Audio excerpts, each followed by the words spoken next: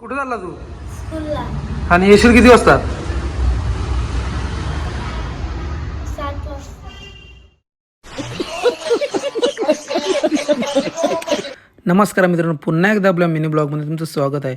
आपल्या बॅटीचा धागा थोडासा कट झाला होता, त्याच्यामुळं बरं तेवढं लांब जाण्यापेक्षा संस्कार स्पोर्टला घरीच बनवतो. 5 रुपयाचा फेमक्विक घेतला आणि लगेच जिथे जिथे धागा कट केला होता तिथे थोडे डॉट डॉट डॉट डॉट 2-3 थेंब टाकले आणि लगेच आपला झाला. त्यानंतर जरा बॅलन्स चेक केला बॅटचा आणि बरं थोडंसं प्रॅक्टिस करूया खाली.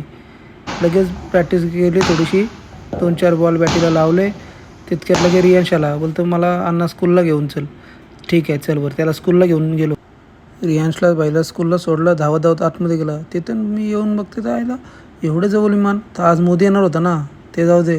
वरून पाटील बोलतो भाई हे दुकान आपलं आहे, इथं कुठली पाहिजे ती वस्तू तुला भेटेल 50% डिस्काउंट.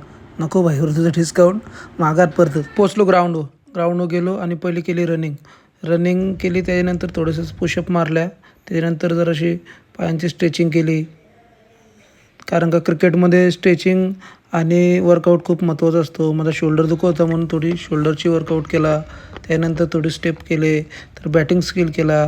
त्याच्यानंतर कसं आहे क्रिकेटमध्ये वॉर्मअप पाहिजे. मग गेले मी कधी पण 10 ते 15 मिनटं आधी वॉर्मअप केलेला चांगलाच असतो आणि मी रोज करत असतो. वॉर्मअप वगैरे झाल्यानंतर आली बॅटिंगची स्टाईल.